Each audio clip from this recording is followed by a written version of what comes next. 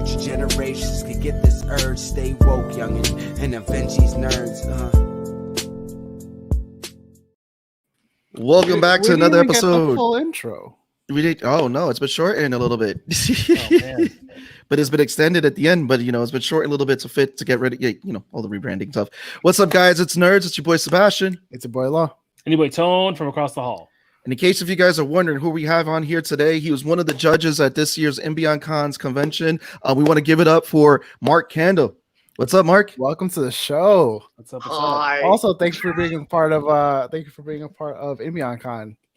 That was great. Oh, that was fun. Thank you. Yeah, it was great. I just featured one of the folks who submitted themselves for the cosplay contest today because I've just been I want to get them out there. So I've been taking each cosplayer and throwing them up on my wall and saying, hey, you guys got to see this stuff. So, Nice. So Mark, here's the $1 million question. How tough was it to judge that contest this year? I may never judge again. That was I have no problem suiting up and standing in front of a panel of people and going, give me your best shot. I'm okay with it. Most of the time, I'm just doing it to get through the door and get some free storage space and bag check. So I don't care if I win. But judging people based on that stuff is brutal. That was everybody brought it. Everybody brought it. Everyone was great. And then when you start the toughest judging that you guys had in a while, yeah. Yeah. Well, there was some incredible stuff. I think we can all agree one person, took the lead very early on with some stuff I'd never seen before done on costume. But then from there, parsing out who should get what, that was extremely tough.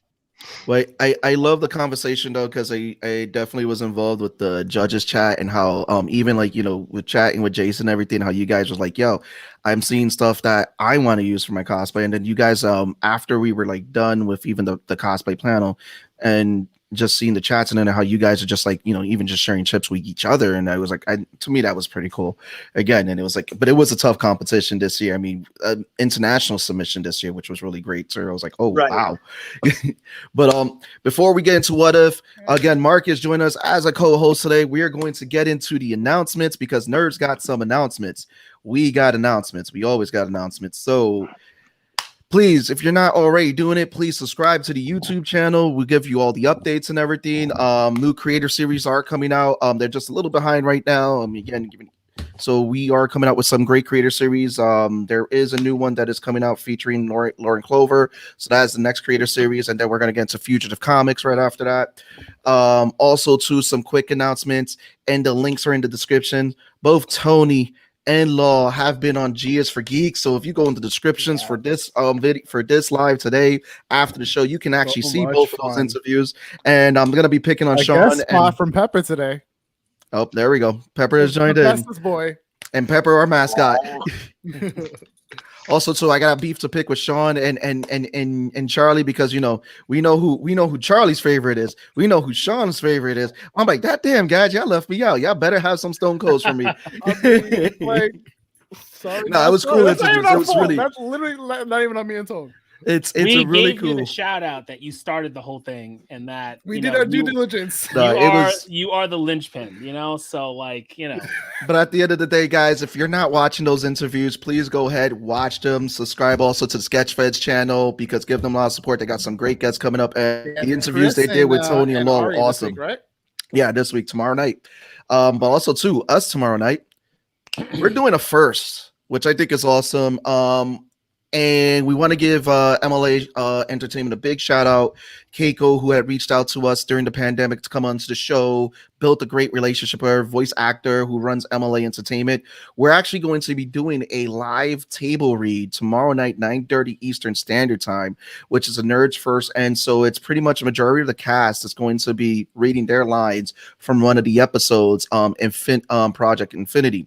And what's cool about this is that Tony and Law actually are going to play some side characters in it, and I'm going to be playing the narrator. So this is a pretty cool collaboration that's going to air tomorrow night live at 9:30 p.m. Eastern Standard Time. And working with MLL Entertainment, with putting this together and working with Kaiko, it's always fun. They always bring some great energy, and if you want to see that energy, go to Mbion's YouTube page, check out the panel, or go to mbioncon.com and check out the voice acting panels and the voice acting game.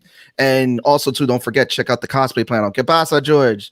Yes, we're just going through the announcements. So that's about it with the announcements and all that. So, I mean, let's get into this episode, because we got into this episode, which was, I personally like, it was pretty funny. But Mark, you're new on the show. We want to thank you because, again, and for those that don't know, Mark has pulled off some amazing cosplays. What's making the recent rounds is his Annihilus cosplay, which just looks fantastic. So please go follow Mark.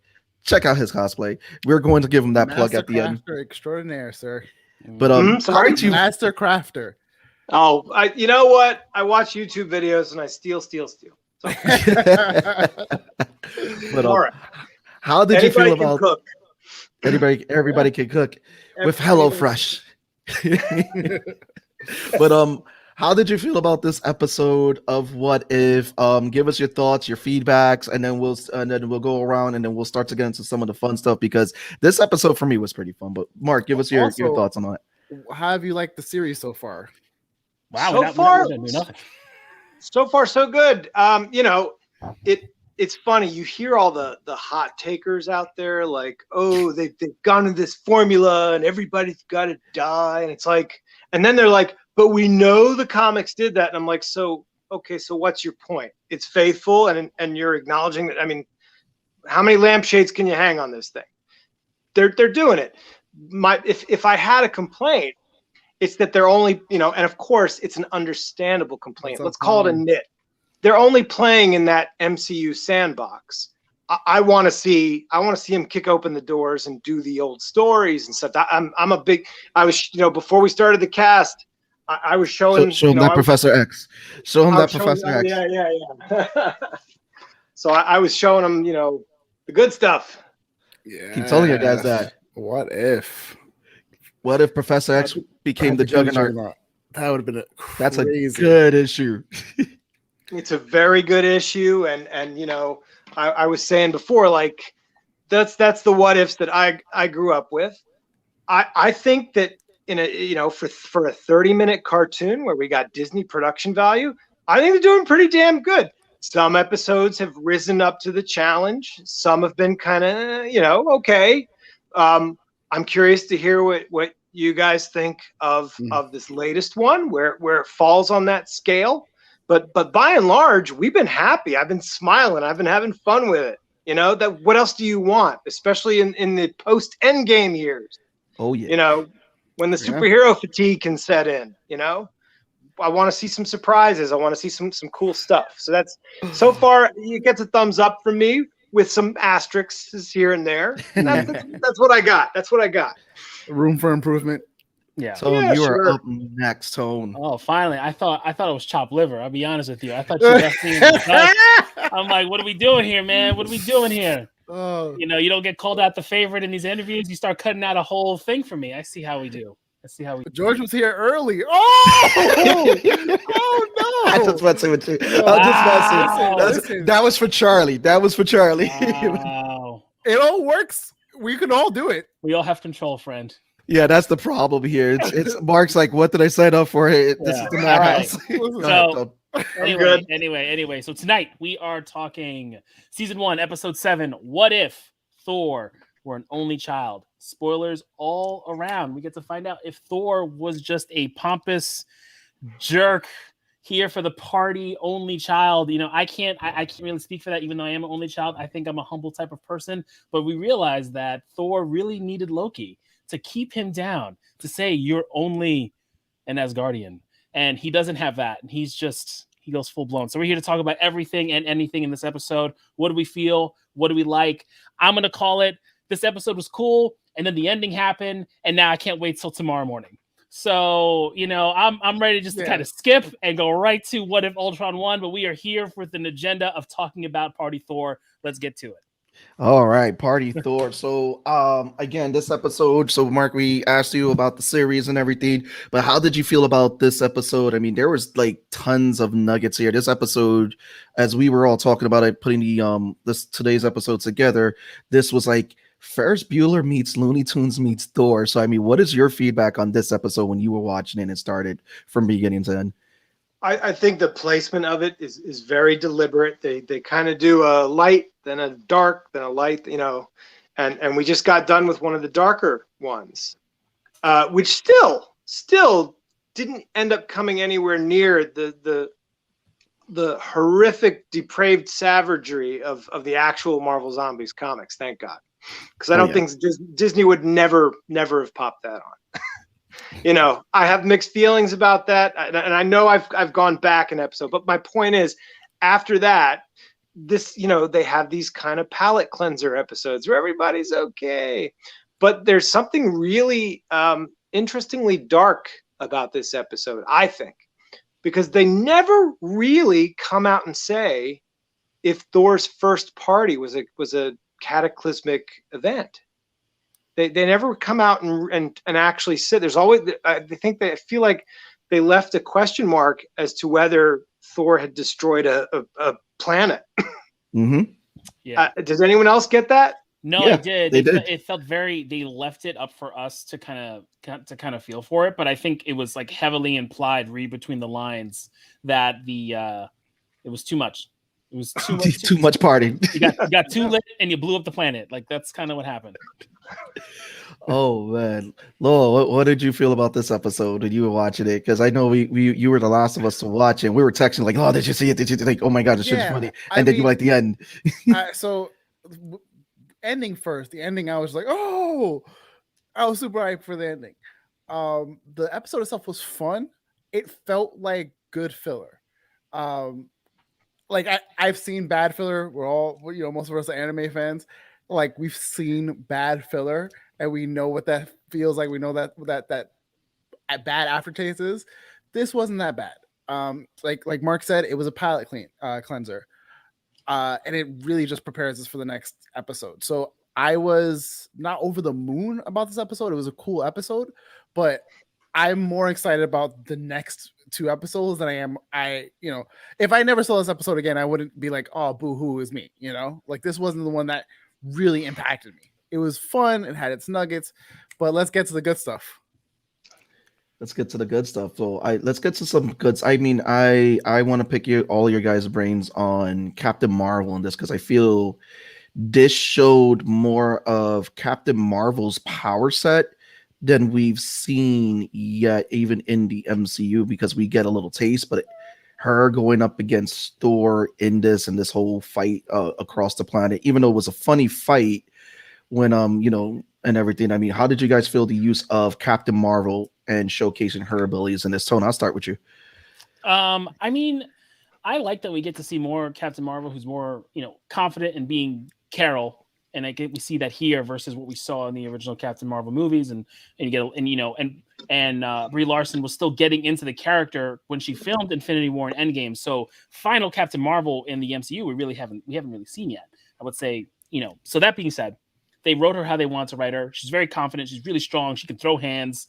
I enjoyed it. I think Captain Marvel is one of those characters with like all these really strong cosmic powers that you really need the budget to really showcase her when she's fighting someone like Thor. And because we used the medium animation, we were really able to see it.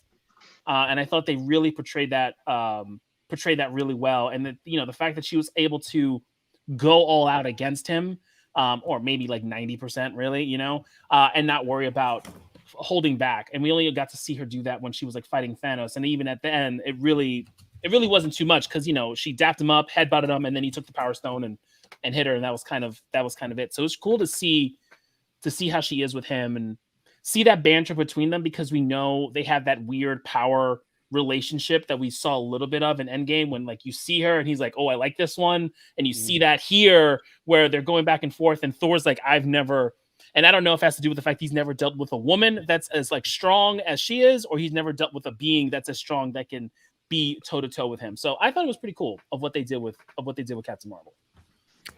Mark. you know, it's the ultimate. It's the ultimate. Let's give the fans what they want, which is who's stronger, how powerful is she, who's she going to go toe to toe with. Short of putting her up against the Hulk, that's what you want to see, and it's got the nice.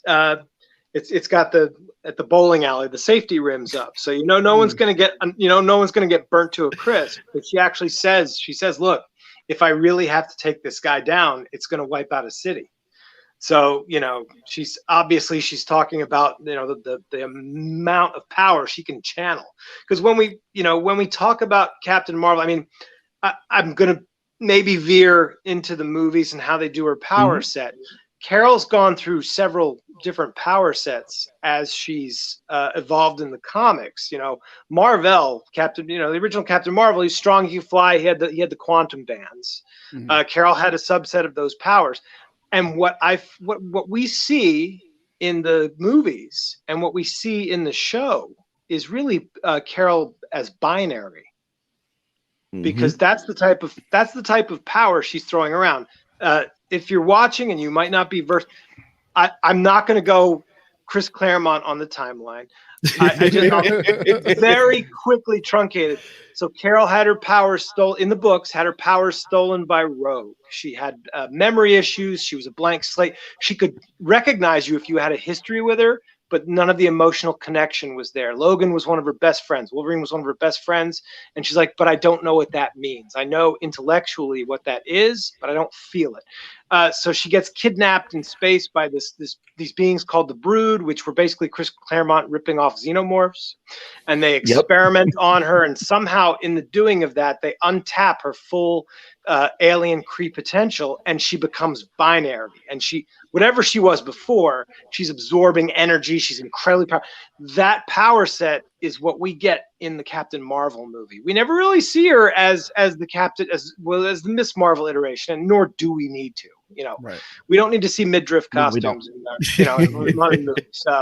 And as big a fan as I am of the unitard with the lightning bolt and the sash, you can't. That's not gonna cut it. You don't want to wade into a fight with that. So as binary and that power level, yeah, she can smack down Thor really well. So you gotta and with Thor, it doesn't. It's funny. There are constant points in the universe. His hammer's always the deciding factor. With the Hulk, with Miss Marvel, you kind of see that if he didn't have the hammer, she'd probably have whapped him around a couple more times. But he has the energy absorption. He can throw it back at her. It's watching them fight is like a really nice tennis game, basically. Ooh. And that's fine. That's fine. I don't need to see them bloodied and battered. It's a fun episode. It does show off their power sets. You get that. And you get the relationship between them as he grows to realize he's not in the right. That's what you want. I like that. Yeah. And I like that you brought the history of binary and everything. And I know some people want to see that since the X-Men are being rumored to know, since the X-Men are supposed to come to the MCU, is if they're going to pull that with Rogue and Captain Marvel with doing something similar where maybe she gets a little bit of her power to become the Rogue that we know in the comics. The other cool thing is that in Marvel Comics now, because of their whole deal with with their whole deal with Disney, and now Disney acquiring the rights to Fox, the Xenomorphs are actually being made into comic books like Marvel Comics, which I would love to see Brood versus Aliens. That would be dope. Since they're pretty much a ripoff of Aliens. But Law, after that big one, I'm gonna tag you in of the Captain Marvel fight. And then I got a funny take. All right. It was a great fight. I think to Tone and everyone's point, like we kind of saw a little bit of her power set in her first movie. Then we saw her in Endgame, where essentially her and Wanda could have clapped Thanos had Thanos like not been given like the upper hand for something. Like there was clear moments where everyone in the room was like, yeah, those are two strongest Avengers, period. Like Thor, easily really strong as well, but wasn't giving him the work like the other two were. So now we get into this fight where you have Thor Ragnarok and Stormbreaker and all the things that he went through to make him who he was and as strong as he was in Ragnarok and in Endgame, with a fresh out the gate Carol And that fight was like probably one of my favorite parts, where she like you realize, oh, she's holding back. Like he I don't know if he was holding back himself. I don't feel like he's the type to hold back, especially with someone, you know, giving him the work as she did. So it kind of felt like she was holding back, and then everyone, you know, the audience is just going, oh, if she wanted to, she could. And then, you know, of course, Mjolnir saves the day and whatever, what have you. But I'm very curious because I always love stuff like Death Battle and whatever, what have you. And Mark brought up a good point. I didn't even realize that we're looking at her through the lens of binary. Like this whole time, I completely forgot like that part of her, that I was like, oh, that's coming later. And then I remembered what her power sets were as binary. I was like, this makes so much more sense of why she's able to like absorb and, you know, redirect and that kind of thing. Makes sense, and I'm here for it. I mean, you can't put Carol's entire history in a 2-hour movie and expect to come up with anything short of gobbledygook. They even, if you notice, I don't even know how they would do Rogue. They started her off with memory loss in her own movie, so they rolled little bits of her origin, and thankfully they left out all of the Avengers 200 gross stuff. So, you know, you have as complete a Captain Marvel present day as you could possibly want. And honestly, the one thing this show, this one episode gave me was watching her have a little time on Earth where she identifies as an Earthling and not a Kree, because again, we spend a lot of the movie, she's, you know, it's not. I like that movie. You know what? I've actually realized, and it's weird. I don't want to make it sound like I'm putting out the female-led movies, but I actually, if you ask me if I wanted to watch Captain Marvel or Black Widow right now, and it's not because they're the female lead movies, it's because they're the later entries, and they're unique in that these are the two entries that are shoehorned into stories that have already been told. I'd go with Captain Marvel. It's a good, entertaining movie that has legs, and I think Black Widow was.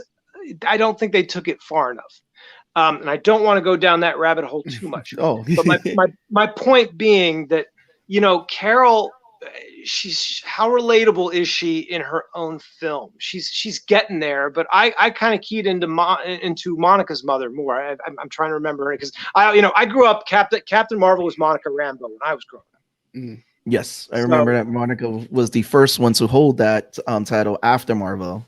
Exactly. But my point is, a lot of her own movie, she still spent trying to figure out who she is, and yet she's confident. It was kind of this all over the place-itis. You know, you wanted her to be strong and confident, but she's also struggling with, you know, you don't see her really bonding on Earth. I'd almost posit that it's a better Nick Fury origin story. It's still a good movie, but there's problems. And so I want to see more of Carol interacting with everybody, being a part of the universe. Because really, she's just floating around space, righting wrongs off camera that we don't see. So I want to see her. I want to see more bar scenes where she's just kicking back and reconstructing her life.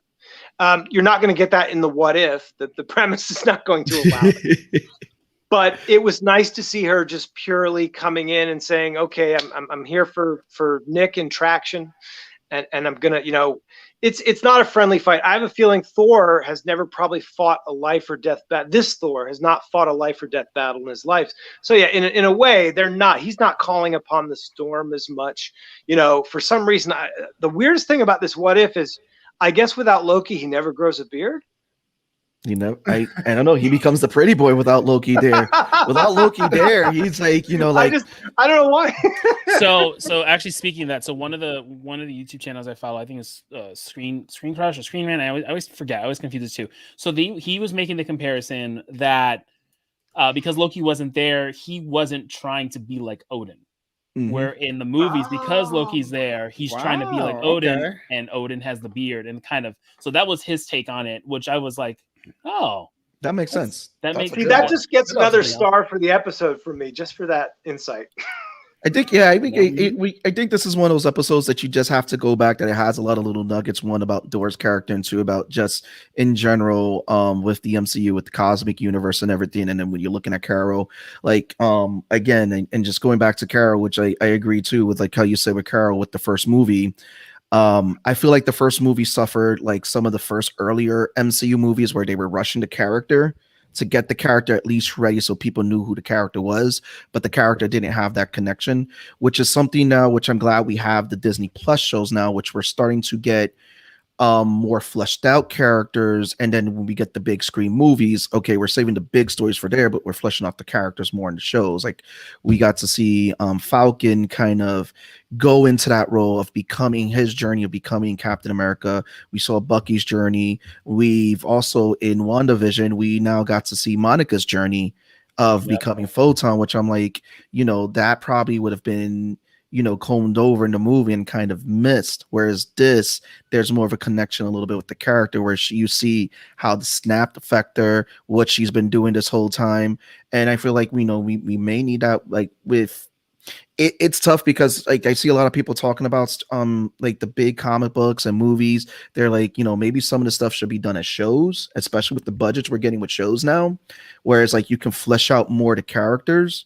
And then like the big ensemble flicks, let's just, get them up there. But the next thing I want to touch up on is this and this is just funny because Howard the Duck has always been a fun character in the MCU, voiced by Seth Green, as always. And we get to see a little more of Howard the Duck. And even I think it was Tony Law, when you pointed out too that we even get a callback to the second episode of What If, when he was like, once you go duck, you never go back.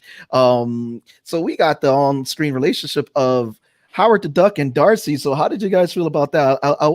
Who wants to go first on this one? I'll let you guys actually, know what? Tone. Yeah, let's go, Tone. Tone, you go first. Law called it. Again. I think this is just a thing that we laugh at and we're like, why? And sure, of course, this would happen to Darcy before she defended her thesis, right? Like this is like,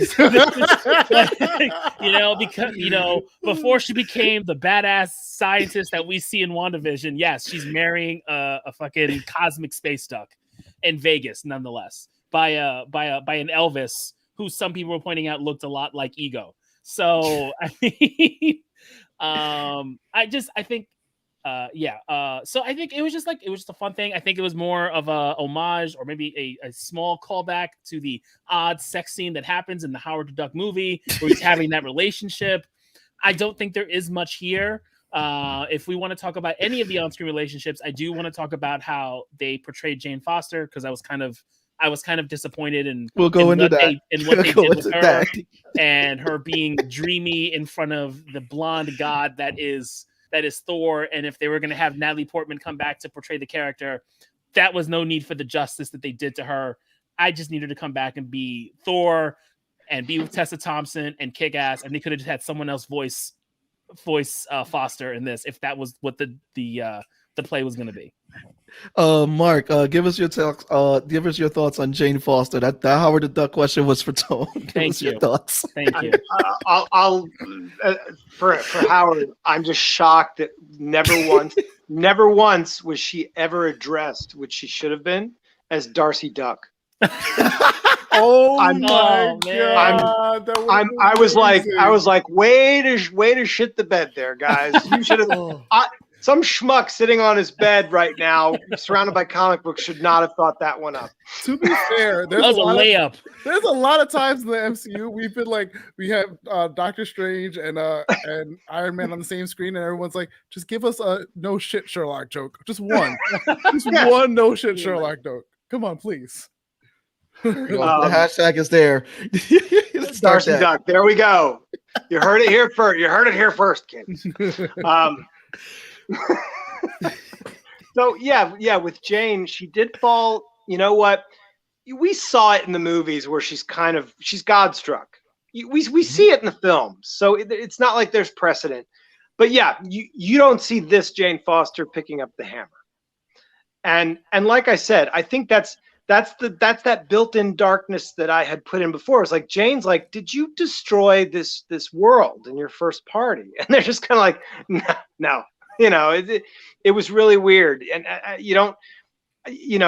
Jane, it kind of gets away from it, and then they call in Captain Marvel, and she kind of takes on that Jane role, and then they call Frigga, so she kind of gets she starts out as if it's Independence Day, she's the girl sitting on SETI and hearing the space signal, but once she's performed that function, she no longer she really wasn't the driving force after that. And again, you got 30 minutes, probably less than 30, maybe a little more. You don't have a lot of time. I was trying to figure out if you have more time in the comic books, because you got 22 pages.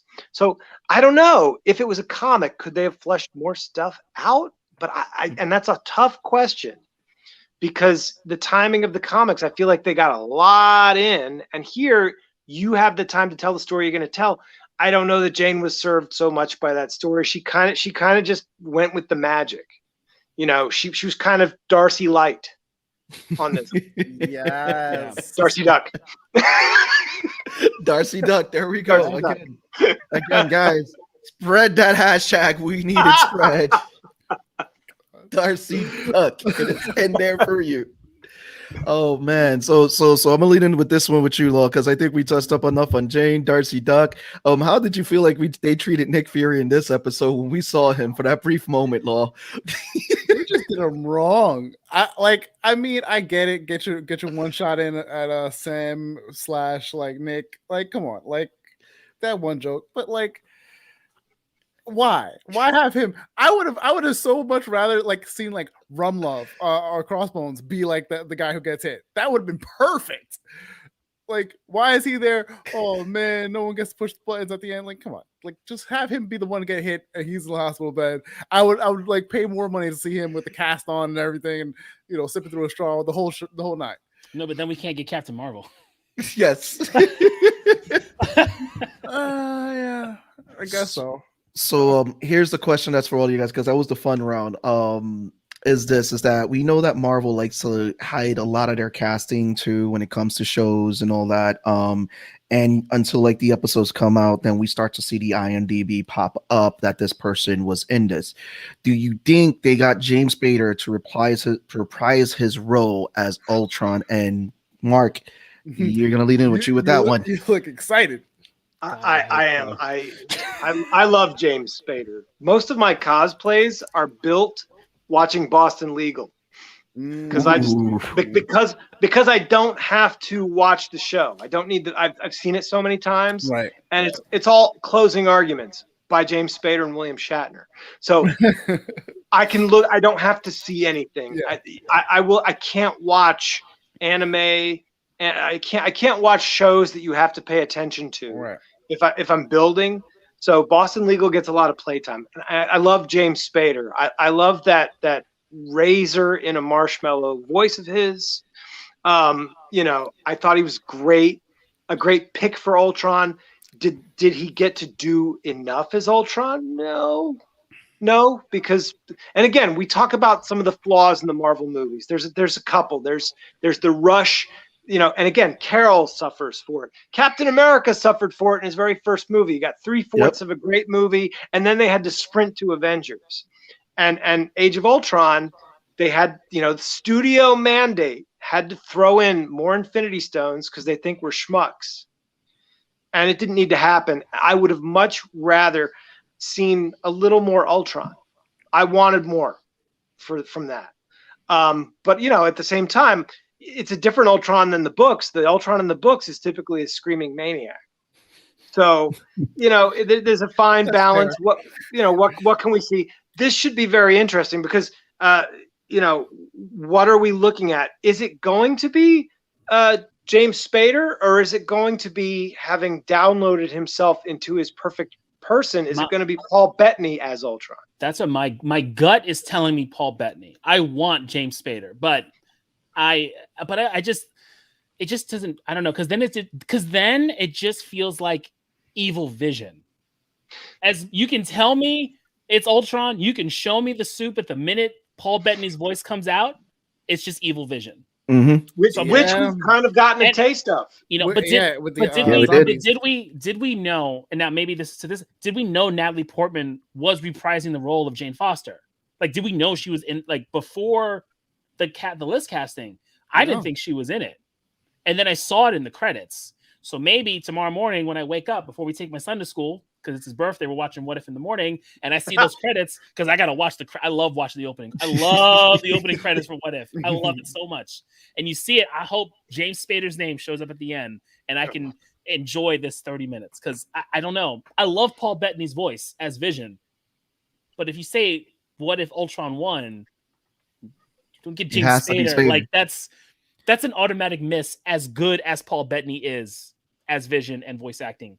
Because it would make sense to use him because he was the voice of Ultron, but when Vision had his voice, it was the voice of Jarvis. Yes. So that's why it would just make much more sense. That's the pivotal thing. And I guess my question is, why wouldn't James Spader do it? Yeah. He's to me, he's an A-lister, but he's been doing the Blacklist on TV. He doesn't turn his nose up at projects. He's a worker. Yeah. So why wouldn't he do it?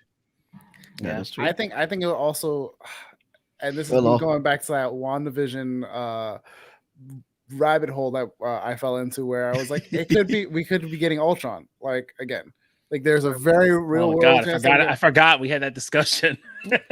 Everyone forgets because everyone jumped into the whole Mephisto and all the other stuff, and then we learned.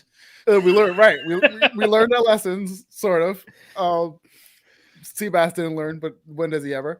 That was an excuse to get a good sandwich, and we ate some good sandwiches that day. And it was on your dime, whatever you want to call it. So much better. So whatever, too. But in all reality, like we have a good chance if, like, let's say our current timeline MCU, our multiverse MCU, our universe MCU, Ultron is gone. Then we can still get this whatever version of Ultron that may be, even though it's Vision. It's not the cleanest one that I want. Give me actual Ultron, but that could be, one of many. Like, his whole army coming, to invade and that whole kind of thing. So, fingers crossed. It's a chance. It's a shot in the dark. I'm here for it. Yes to more James Spader. So. There's another thing I want to touch up on this episode, which I thought was funny, but also pretty cool, was Frigga and how everyone was terrified of Frigga. Well, I want you to lead into this one because we had this conversation with Frigga. Frigga is like, everyone has like that one friend group or that one mom that like everyone's buttholes clench when she says like, all right, time to get shit done. And you're just like, oh, mom. She's the equivalent of get out my house, right? Like, like she's the mom where like your mom doesn't yell at you, but if she yells at you, you immediately just go, "Oh, I'm so sorry." That's her. Like you're Odin's wife, and you're the mother of Thor. You have to be some sort of level of badassery in like the quintillions. So like, I am fully not surprised by everyone just going, "Oh, Frigga's coming!" Like drop everything. It was great because she's a badass and I'm here for it. Mark. Yeah, I mean, look, it's one of the lighter episodes, so you have to have the conceit that this is fun. It's probably my only reason why when Ultimate Ultron shows up at the end that I'm like, well, wait, why did you do that? Because you already gave us an ending like that in Zombies. You don't need to. I get it. If you were thinking out of the box, you wouldn't go comic book every time. You wouldn't make it shit every time. But no, look, just the pure visual of that. But so okay, yeah, the conceit is yes, she's Mrs. Broflovsky. You're going to fear her. Your ass will clench when she enters the room. She's mom. Party's over. It's a giant house party. Yes. If we take the episode at its face value, of course it's fine. Yes, sure. Oh my god! I just realized this whole episode was a giant house party. It is. Mark, this one and the last one was available. Not even joking.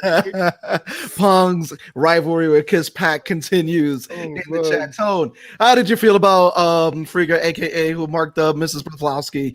She's less shrill. I enjoyed her. What I like too is that they did the multi-tiered layer of the women in the male party goer's life. The girlfriend who cannot get to him, the older sister who will kick his ass, who we saw in Captain Marvel. And then we got, all right, now we got to bring in mom.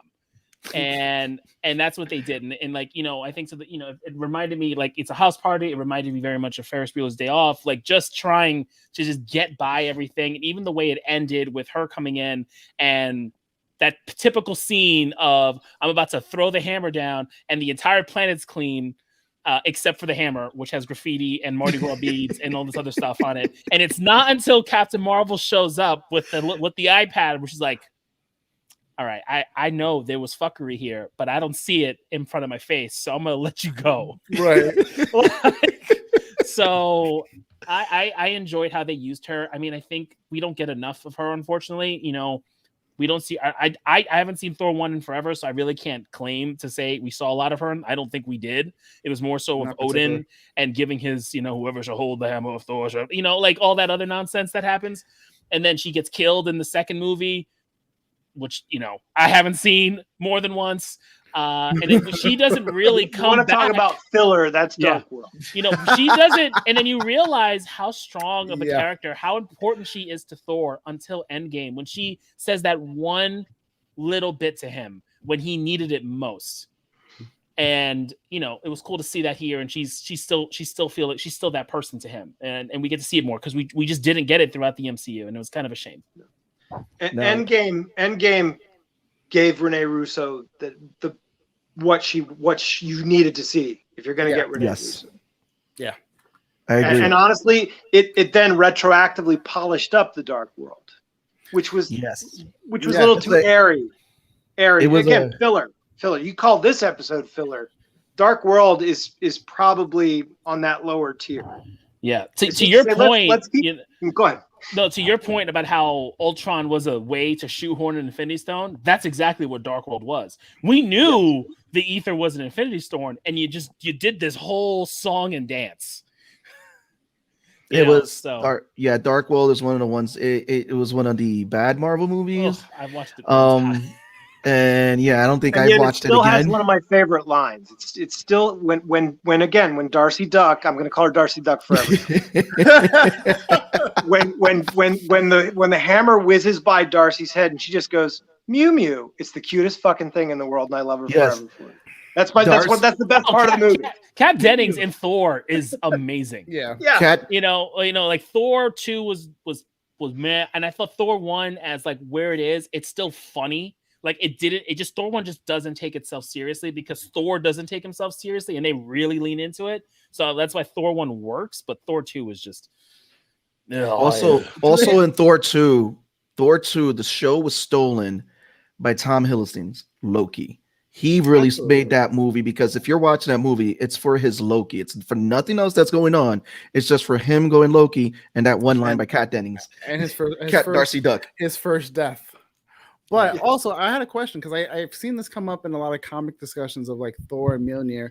We haven't seen Mjolnir as like a sentient being yet. Like no one's addressed Mjolnir, right? Because in comics, we've seen Mjolnir be addressed by like T'Challa or other, beings, and like Mjolnir is just like, "Hey, how's it going?" Like it doesn't really talk to them, but like people have tried to use Mjolnir against other people, and Mjolnir is like, "No, that's my friend. Like I'm not gonna harm or damage them." I don't know if we've seen that like where Mjolnir is addressed like a friend, like another companion, let's say, to Thor. I think we may get that in Thor: Love and Thunder because they're gonna have to do some explanation of how Jane Foster becomes Thor. They're gonna have to figure out how to bring back Mjolnir. Yeah. It's crushed. Right. Yeah, because Captain America brought it back. He took it back. He brought it back. Yeah. The Mjolnir as a sentient holder of the living galactic storm is, and again, when we say recent, I haven't picked up comic books as a regular reader in an incredibly long time. I look once in a while just to keep up. I only recently read the Jason Aaron run, which is where we really do get Mjolnir as a sentient creature. But it's only, and when I say recent, I'm only talking about in the last 12 years. In comic books, it's very recent. Yeah. But you never saw Mjolnir say anything during Walt Simonson's run, which is the run by which I judge all other everything. And frankly, Jason Aaron's run, which I do recommend very much, it's very well informed by Walt Simonson. I wonder.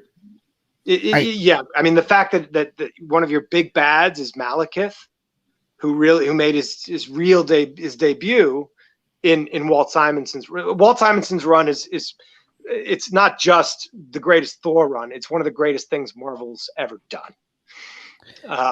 So I that's something I'm always going to miss from the films.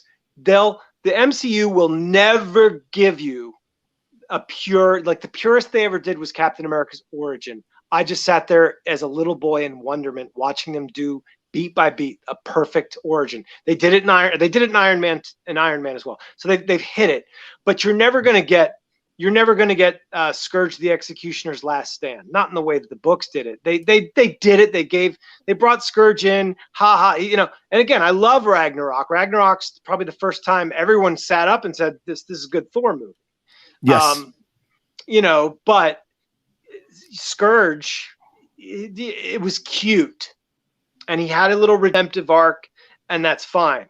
It wasn't Scourge who held the Bridge Gjallarbu against Hela's hordes. It wasn't that Scourge, and to me, I'm never going to get that. That's okay. You can't do everything. The MCU will always give you a little taste of what you got in the comics, and that's wonderful. Things will play out. They won't play out exactly as they did in the comics, and in some ways, sometimes they play out better. They do, and because they fix things. They sure as hell fixed Hank Pym. So it was funny was when you were like, well, Ultron's usually a screaming, raving maniac. I'm like, well, that's because Hank Pym made him. I mean, there you go. You get the cocky, charismatic Ultron because he's made by Tony Stark and Bruce and a bit of Jarvis. Like there's no Hank Pym in there. And the Mind Stone. And the Mind Stone. There's none of that. Because remember, the Mind Stone is what absolves Tony from being a fucking monster who creates a Frankenstein. It wasn't him. They clearly say in the movie, we failed. It didn't work. Yeah. The stone decides for its own sake, it's going to create the catalyst to create the AI. It does the imprint from Tony. But I was wondering how they would do it without making him into a monster. Yeah. And I think it was very handled well.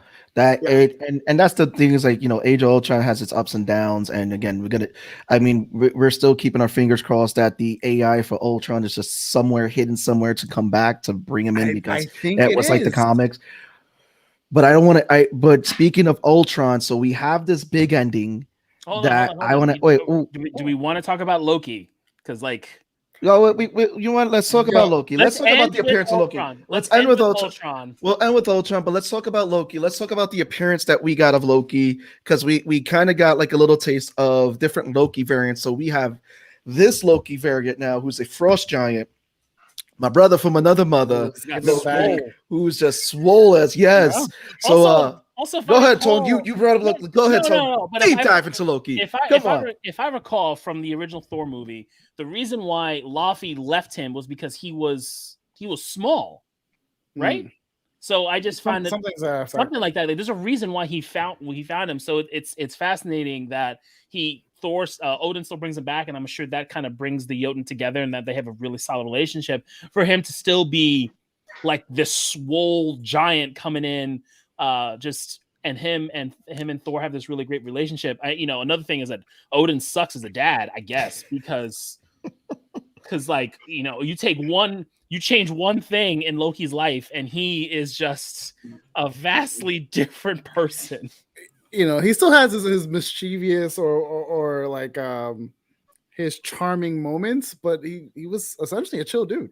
Yeah, he went from like really conniving to like a Chad. I don't know how it happened. That's what happened. Well, it goes back to what you said a little earlier. Thor no longer has to be Odin. Neither does Loki. Yep. Yeah. Loki is a shapeshifter. He could have probably always been big. He wanted to be Odin. And he knew whatever he had was never going to be enough. He that no longer exists. It's a really lovely episode for the things because I saw that right away. Loki's chill. He is a king. He's his favored of his father's eye, and he knows he's the catalyst for what looks to be an unheard of peace in the comics or anywhere between the Frost Giants, between Jotunheim and Asgard. That's never been portrayed that way. Aaron touches on it in a different method, but Loki has nothing to struggle against. He's gotten everything he wanted, and Thor is an equal, not a big brother who Loki was never going to have a shot at the throne. So that stature, he can grow in stature because of that. He's not trying to fit into the Asgardian throne. Same reason Thor doesn't have a beard. It's all Odin. He got cut off at the party. That's what happened. I like it though. He was asleep and there you go. But no, I like that. Yeah, I didn't want to forget about Loki. I wasn't forgetting about Loki. I'm sorry. Who thought immediately that they were like, oh shit, they're gonna fight? I did. The minute I heard it, I was like, oh no. Oh, so I was like, so that's how the other place got destroyed. It's because this bullshit just transcends universes. And then it was like, my brother from another mother. I was like, oh, look at this. Oh, that's so sweet. Look at you guys. He gave him Pinky while he gave him Daps. There we go. But as much as we can say, like, I want people who are watching, let us know what you thought about homie Loki. That's what we're gonna call him now. We had Buddy Thanos. Now we got homie Loki. Also, can I just say how excited I was to see the return of Coulson and Maria Hill? Like, I was so excited. Like, Crossbones, cool, whatever. Like, all these other characters, cool, whatever. But like, I was like, Coulson's back. Like, that's actually Coulson, and that's actually Hill. He's coming back into the MCU. Watch, we're gonna get Agent Coulson with Buddy Wong too. That's it. That's gonna be the next one. I mean, we don't have to touch up on it, but I want to get into this. It's a big bad. The ending. Is this the ending that's pretty much? Is this the ending that brings together the Guardians of the Multiverse that we've been hearing about, and also this was the one episode that the Watcher himself was like. The last time we saw the Watcher kind of interact in an episode was the Doctor Strange episode. And this one, he was like, holy shit. So do you think that this is the moment, again, that he decides I got to bring together champions from different realities to fight this threat? What do you guys think, Mark? I will lead in with you with that one. Like I said, I understand why they had that money shot at the end, but I think tonally this wasn't the episode for it. Because okay, are we now saying that this what if happens in House Party Thor world? Or are we going to watch that unfold in a world? Because remember, so what you're saying is while Thor's having House Party, Tony and whoever are toying with the Infinity Stone to create AI. Tonally, it doesn't make sense. Now, I can explain that away because if you have a chest full of Infinity Stones, you can traipse through whatever multiverse you want. So I don't care. I've held my own continuity in my head ever since they brought Guardian back in the comics. And I said, no, he died in issue 12 in 1983. Stop it. Okay, fine. But my point is I can excuse that away. But, they could have put that ending in any other episode. Again, correct. 1, 2, we already got that type of ending in the Marvel Zombies episode. So yes. I know it was a great money shot and it's exciting, but I would have watched the next fucking episode anyway. Just like Age of Ultron, I would have watched the next fucking Avengers movie anyway if you hadn't brought up a single other stone. Trust your audience. We're not morons. So, that's it's a beef of mine because again, if you want a party episode, don't end it by the destruction of the universe. It's tonally, we got everything. It was a full plate. We'll tune in next week. You've got us. We're subscribed. We paid it. So, yes, we've seen the Watcher in the books. In the second What If series, they made him more of an active participant, and he started bringing characters from different What If universes together to fight an ultimate threat. This could be the first part where you see that needle threading through the various universes. Maybe he grabs crazy, all too powerful Doctor Strange. But again, the threats of this magnitude, you're gonna have to start grabbing up these alternate versions of people. Maybe Captain Carter will lead the charge. Because I honest to God, I do want to see more Captain Carter now. Absolutely. And that's Captain a positive. Carter was And remember, badass. that's a positive episode that didn't have to shit on you right at the end of the episode. Right. Yep. Which was a That episode criticism. give you. It was a criticism of that episode because basically, okay, it played out exactly the way it was going to play out, except it was Peggy instead of Steve. But I still liked it. I enjoyed it. Right. But they didn't have to end the episode with some cataclysm. They let it be what it was. That is a ballsier move than ending the episode on a deliberate downer just because we have to. Or because we're promoting the next episode. Same thing in Black Widow. If I'm in a big blockbuster movie, don't turn your last seconds of the movie into a plug for your Disney Plus show. You're boxing your movie. You're boxing yourself. Yeah. You're the MCU, God damn it. I love it. I Mark, love make that it. into the shirt. That's it. MCU, God damn it. That's it. Law, you're tagged in. Yeah, I'm all here for them bringing it in, but like to Mark's point, yeah, like why? Like why are they didn't really need to. Is this going to be the big bad that unites them? Maybe. I'm still kind of like hoping for some McGrath because I want to kind of just see how that would play out. But if it's not, I also feel like I want to know if we're gonna get in this episode how that Vision Ultron was gonna be, like how he was created, or we're jumping out the gate with like a 5-minute intro of what happened and then full on battle. So if that's the case, then fine. But I would rather see like, oh, this is where this universe went wrong, because this is what happened when I wasn't watching, and this was allowed to happen because I wasn't watching and I wasn't doing my job or whatever the case may be. So let's see. I would love to see like if that Ultron dipped his hand into the zombie universe, grabbed a couple stones from Thanos, grabbed a couple, like, you know what I mean, and just that's how he did it, as opposed to this one universe became so strong with that one Ultron and that one Vision.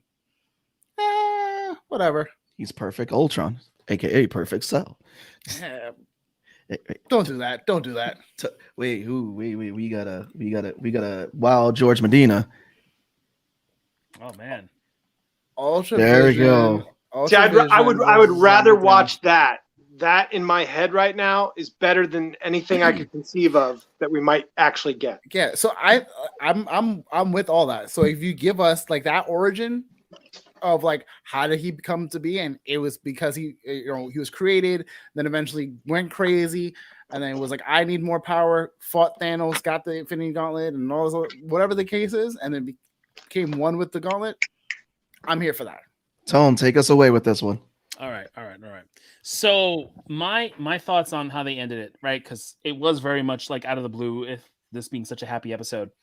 What I found fascinating is that when the episode titles leaked, we all thought Party Thor was going to happen 2 episodes ago.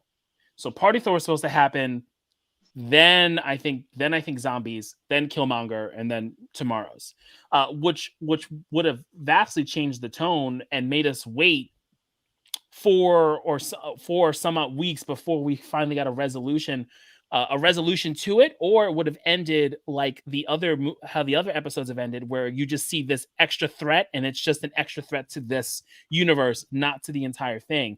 And potentially because they decided to make Ultron the big bad, they moved it all the way to the end. And we only know we know the episode is titled "What If Ultron Won," and we only have 2 episodes left. So I think that was kind of what had happened. And they realized, like, thematically of what they were trying to set up is why they moved it. Even after Zombie Thanos, where it was really just meant to be that whole. The Zombie Thanos is probably meant to be how in the zombie apocalypse, you can have only so much hope, but like it's kind of. It is what it is. Shit's gonna be it's like, what fuck shit's your gonna hope. be. Yeah, essentially that's what it felt like versus. And it just showed up as Zombie Thanos. But to that point, I'm looking forward to what they're gonna do. I'm hoping it's all of tomorrow is a setup for how Ultron came to be, especially if this is 30 minutes. And then the last episode is when we get the money shot of the Guardians of the Multiverse doing the circular shot like the Avengers do in New York, where we've got Star-Lord, T'Challa, Captain Carter, Doctor Strange Supreme. And whoever else the Watcher decides to bring in. So we really focus in on how Ultron did what he did. At what point are we supposed to get Gamora? So that might be tomorrow. So Gamora might be the one we get tomorrow, because Gamora has Thanos' armor and his sword. That raises a good point. I that's still a loose thread that could get picked up later on, because that final scene for the T'Challa Star-Lord episode has Gamora in it. And I think we all thought that Suma Well, Barak no. It was Peter getting approached by Ego in the Dairy Queen art. Yeah. So got the fella here again, still an apocalyptic ending in an otherwise upbeat episode. Yeah, and I think those episodes, the way they ended, I think, because this Ultron one was the one that was going to have legs, is why they moved it. Where all the other ones that we saw were just pockets in this universe. Oh, well, Thanos is going to wipe out this universe. Oh, Ego's plan works. Like things like that. And then this is the one that's like, well, Ultron was smart enough to realize he can jump between universes and do damage and become a multi-dimensional threat. And that's why they moved it. And that's why the Watcher's like, oh shit, let me get all these people. And that's why we're going to have the last 2 episodes with Ultron. I mean, it being Ultron, him having, Mark, as you had said, having the Mind Stone kind of be the catalyst and the reason why they're able to find each other. It makes sense why he would be the multi-dimensional threat, where Thanos wouldn't think of that. His planning, his scale was his single dimension to save the world, because it was, not ethical. It was, what was the word he used? Oh my goodness. Not personal. It's not. No. Efficient. There we go. Efficient. That was it. It was. But efficient. there was. But it wasn't multidimensional. Where Ultron thinks beyond that, and it makes sense that he would be the one. So, and I think Gamora might be tomorrow. There was one big bad that I am terrified of, that hopefully we get him on screen. I mean, this is the guy that I feel like is going to do things. Oh God.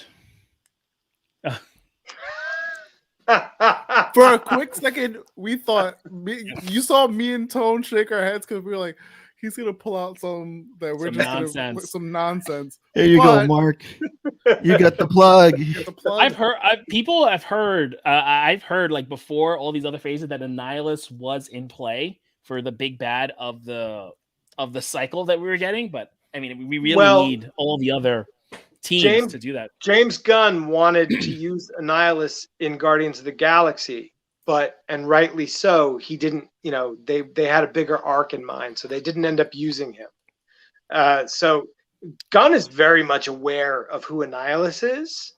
So I think we will get him down the road. The trick is, how can you interest people in another universe-threatening event where it's a bunch of CGI bugs pouring out of a rift?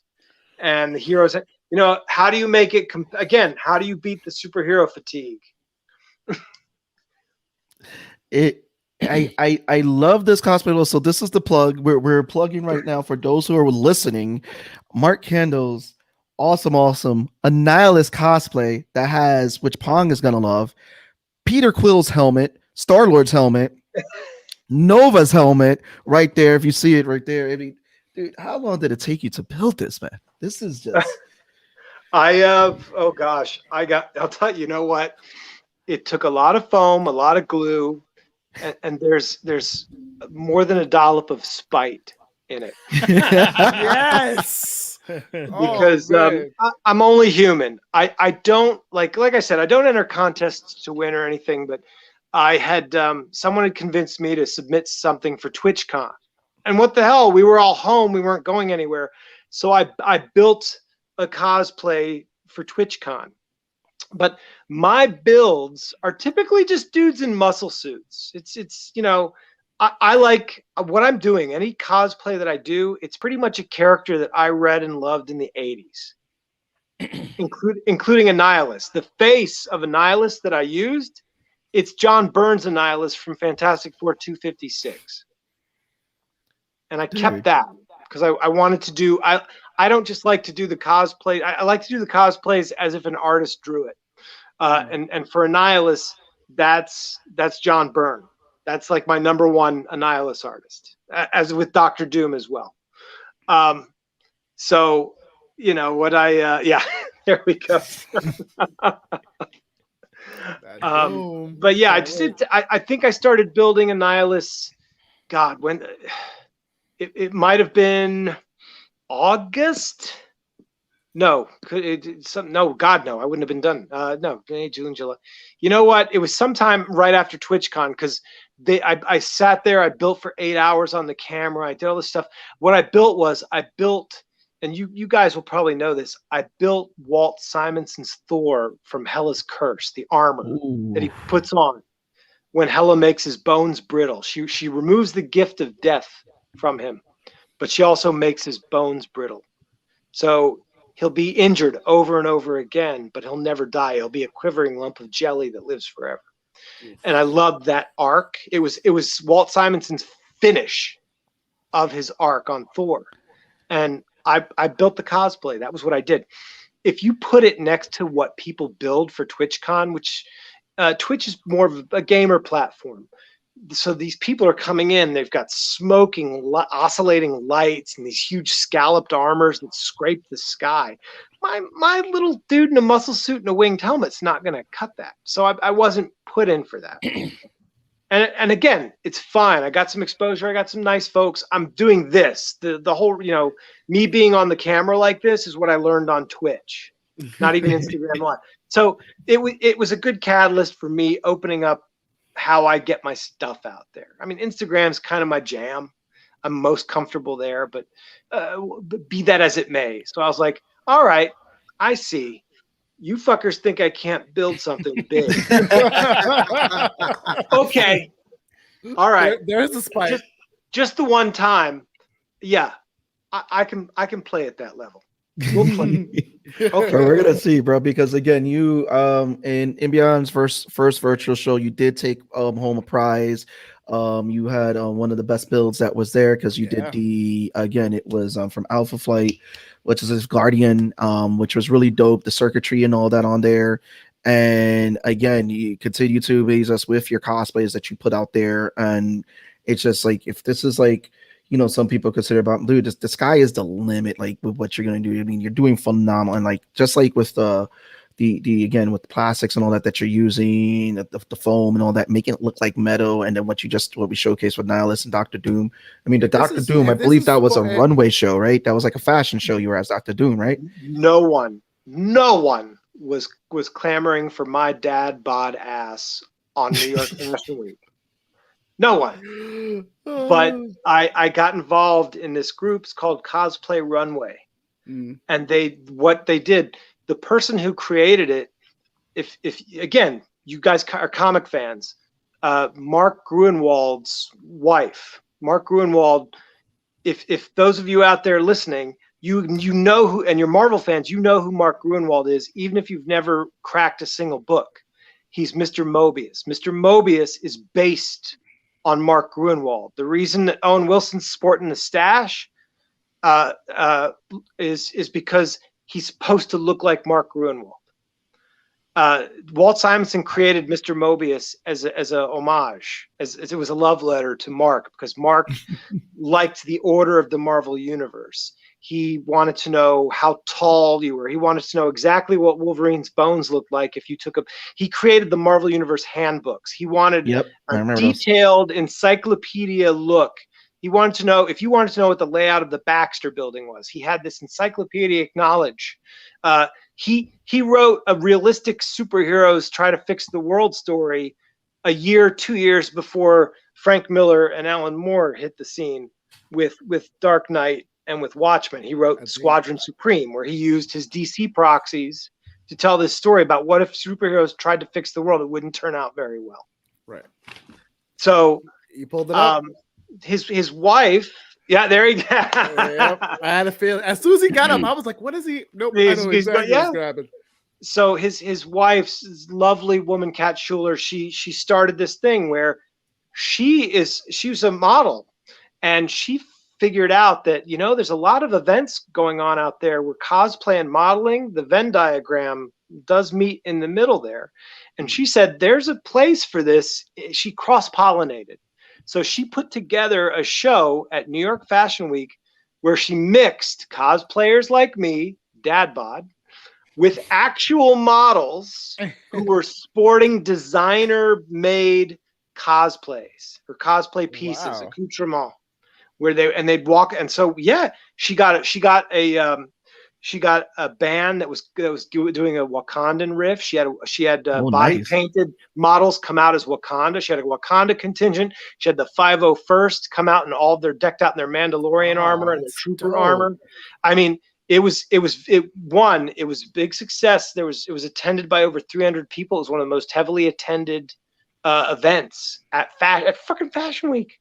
I'm sorry for dropping the F-bomb. No, you're fine. Go ahead, bro. Fine. Kids are in bed. It has always been proven to be strong, and yeah, it was a big surprise. And long story short, she asked me to, they wanted me to walk as Dr. Doom, and I said, yeah, sure. That wasn't on the bucket list, but I got to tell you, it was pretty damn cool.